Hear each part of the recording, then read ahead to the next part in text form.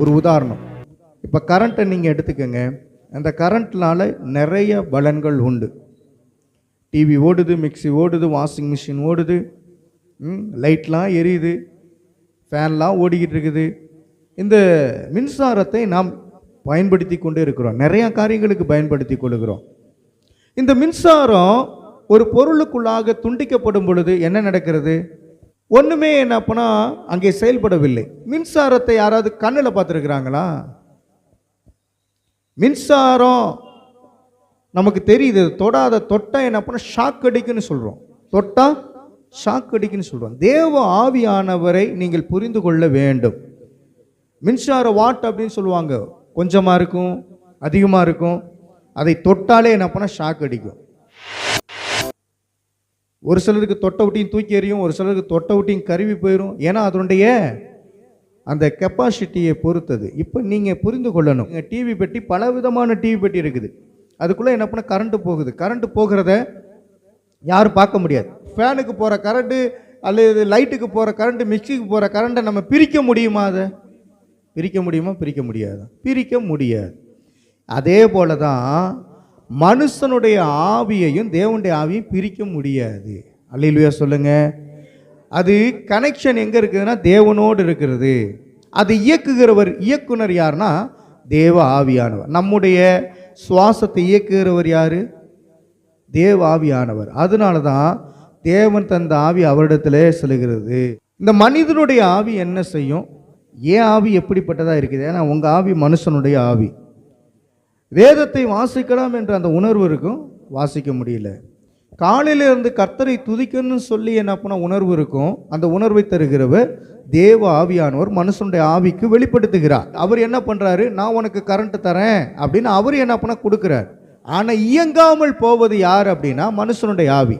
கொஞ்சம் தூங்கிக்குவோம், கொஞ்சம் என்ன பண்ணா சந்தோஷமாக இருந்துக்குவோம் அப்படின்னு உலக மனிதர்கள், அதுக்கு தான் உலக மனிதர்கள் உலகத்தின் ஆவிக்குள்ளேயே நடத்தப்படுகிறார்கள்.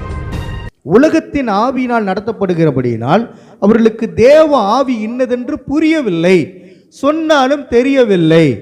இப்பொழுது நீங்கள் உலகத்தால் நடத்தப்படுகிறீர்களா, தேவனால் நடத்தப்படுகிறீர்களா? இந்த இடத்துக்கு ஆராதனைக்கு வர்றீங்க, 2 மணி நேரம் தேவ பிரசன்னத்தில் இருக்கிறீங்க. தேவ பிரசன்னத்திலே இருக்கிற நீங்கள் அதே தேவ பிரசன்னத்தில், அதாவது தேவ ஆவியினாலே நடத்தப்படுகிறீர்களா என்பதை இன்றைய நாட்களிலே நீங்கள் யோசித்து பார்க்க வேண்டும். மிருகங்களையும் அல்லது மனிதர்களையும் இயக்கக்கூடிய சுவாசமும் ஒண்ணுதான். அந்த சுவாசம் எங்கிருந்து வருது? சுவாசம் கர்த்தரால் உண்டாக்கப்பட்டிருக்கிறது, ஒரே சுவாசம் தான். அந்த சுவாசம் மின்சாரத்தை போன்ற ஒரே தான், பிரிச்சு கொடுக்கல, ஒரே கரண்ட் தான்.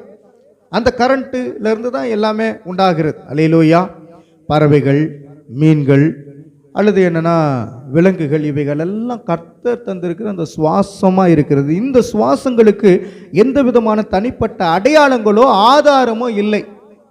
குருவிக்கு அல்லது மைனா, பறவைகளுக்கு நீங்க பார்க்கும்போது அது சுவாசிக்குது. அவைகளுக்கு ஆண்டவர் என்ன பண்றாரு? ஜீவனை கொடுத்திருக்கிறார்.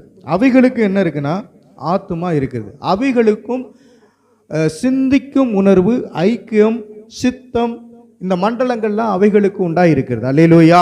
யானை மறக்காதான், எல்லாம் மோப்பம் பிடிக்குங்க, எல்லாமே என்ன பண்ண ஞாபக சக்தி இருக்கிறது. அப்போ எல்லாமே மனிதர்களுக்கு எப்படி இருக்கிறதோ அதே போல அவைகளுக்கு ஆத்துமாக்கள் கொடுக்கப்பட்டிருக்கிறது. மனிதனுடைய ஆவியும் தேவனுடைய ஆவியும் எப்பொழுதும் இணைந்திருக்க வேண்டும். மனிதனுடைய ஆவி என்பது தேவனால் கொடுக்கப்பட்ட ஒரு ஆவி. மனித ஆவி கர்த்தருக்குள்ளாக செயல்படாவிட்டால் என்ன நடக்கும்? மனிதன் விழுந்து போவான். இந்த சரீரத்தில் தேவாவியை பெற்ற மனிதனுக்கும் நோய் வரும், தேவாவியை பெறாதவனுக்கும் நோய் வரும். தேவ ஆவியை பெற்றவனுக்கு என்ன பண்ணா உடல் ரீதியாக வருகிற பிரச்சனைகளுக்கு கர்த்தராகிய தேவனுடைய தீபமானது எரிந்து பிரகாசிக்கும் பொழுதே ஒரு சுகம் கிடைக்கும். அதான் தெய்வீக சுகம். அதுக்கு பேர் என்னது? ஆவியிலே சுகத்தை பெற்றிருக்கிறவர்கள் ஆண்டவருக்குரியவர்கள். மாம்சத்தின்படி நீங்கள் மரிக்கிறவர்களாக இருக்கக்கூடாது. ஆதாம் அப்படிதான் மரித்து போனார். நீங்கள் ஆவியிலே உயிர்ப்பிக்கக்கூடியவர்களாக இருக்கணும். ஆண்டவர் ஆவியிலே உயிர்த்தெழுந்தார். அவர் சரீரத்தில் இருந்தார்னா சரீரத்தில் காணப்பட்டார். ஆனால் ஆவி தான் தேவன்கிட்ட போகும். தேவனோடு உள்ள ஐக்கியம் எப்படிப்பட்டது என்பதை நீங்கள் முதலாவது புரிந்து கொள்ள வேண்டும். ரோமர் 5 அதிகாரம் 5வது வசனம். ரோமர் 5:5 வாசிங்க. நமக்கு அருளப்பட்ட பரிசுத்த ஆவியினாலே தேவ அன்பு நம்முடைய இருதயங்களில் ஊற்றப்பட்டிருக்கிறபடியால், தேவ அன்பு நம்முடைய இருதயத்தில் என்ன பண்ணப்பட்டிருக்கிறதா? ஊற்றப்பட்டிருக்கிறது. இப்ப ஜீவ ஆத்மாவை ஆண்டவர் நமக்கு கொடுத்திருக்கிறார். அந்த தேவ இருதயம், தேவ அன்பு நம்முடைய இருதயங்களில் ஊற்றப்பட்டிருக்கிறபடியால் அந்த நம்பிக்கை நம்மை வெட்கப்படுத்தாது. ஆவியிலிருந்தே மனிதன் தேவனுடன் தொடர்பு கொள்ள முடியும். நமக்கு அருளப்பட்டிருக்கிற பரிசுத்த ஆவியானவர், அந்த வசனத்தை இங்க அண்டர்லைன் பண்ணிக்கங்க. உங்களுக்கு அருளப்பட்டிருக்கிறது என்ன ஆவி? பவுல் கேட்கிறார், நீங்கள் பரிசுத்த ஆவியை பெற்றிருக்கிறீர்களா, தேவ ஆவியினாலே நடத்தப்படுகிறீர்களா என்பதை கேட்கிறார். அப்ப தேவனோடு உள்ள ஐக்கியம், அந்த உறவு, அந்த தேவ அன்பு, இது மனிதனுடைய ஆவியோடு தொடர்பு படுத்தப்படக்கூடியதா இருக்கிறது. ரோமர் 5:5 வாசிக்கலாமா? எல்லாரும் சேர்ந்து வாசிக்கலாமா? மேலும் நமக்கு அருளப்பட்ட பரிசுத்த ஆவியினாலே தேவ அன்பு நம்முடைய இருதயங்களில் ஊற்றப்பட்டிருக்கிறபடியால் அந்த நம்பிக்கை நம்மை வெட்கப்படுத்தாது. இந்த மனித ஆவிக்குள்ளாக பரிசுத்த ஆவியானவர் ஊற்றப்பட்டிருக்கிறாரு. அல்லேலூயா. அதனால தான் ஊற்று தண்ணீரே, தேவ ஆவியே, ஜீவ நதியே என்னில் பொங்கி பொங்கி வா அப்படிங்கிறோம். ஏன் அப்படின்னா, தேவ ஆவியானது ஒரு மனுஷனுக்குள்ளே போகும் பொழுது அது பெருகுகிறது, அது அழியவில்லை. ஆவியானது எப்படிப்பட்டது என்றால், ஐக்கியப்படும் பொழுது, தேவனோடு ஐக்கியப்படும் பொழுது மிகுந்த சந்தோஷம் உண்டாகிறது. தேவனோடு உறவு கொள்ளும் பொழுது, தேவ அன்புக்குள்ளே இருக்கும் பொழுது மனிதனுடைய ஆவி பிரகாசத்தின் மேல் பிரகாசம் அடையக்கூடியதாய் காணப்படுகிறது. அந்த தேவ அன்பு, தேவனுடைய உறவு என்ன பண்ணுகிறதுனா மனித ஆவியை தேற்றக்கூடியதா இருக்கிறது. அந்த நம்பிக்கை நம்மை வெட்கப்படுத்தாது. எதுக்கு? தேவ அன்பு நம்முடைய இருதயங்களிலே ஊற்றப்பட்டிருக்கிறது. எப்படி? நமக்கு அருளப்பட்டிருக்கிற பரிசுத்த ஆவியினால.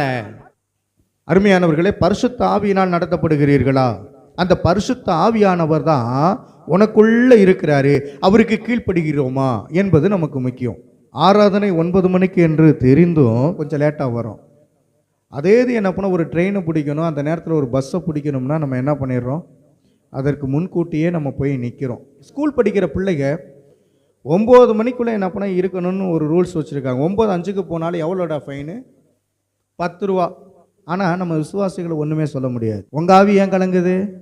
கர்த்தருக்குள்ளாக நடத்தப்படுகிற ஆவி உடையவர்களாக இருக்கிறோமா? நல்லா துதிச்சுட்டு ஆண்டவருடைய சன்னிதானத்தில் கொஞ்ச நேரம் அமர்ந்து ஜெபம் பண்ணிட்டு அப்படியே தேவ சிந்தனையோடு தேவ ஆவியானவரோடு உள்ள வரணும். தேவ ஆவியானவரை பற்றி கொள்ள விருப்பம் இல்லாமல் ஒரு சிலர் என்ன பண்ணுறாங்க, மனுஷ ஆவியினாலே நடத்தப்படுகிறார்கள்.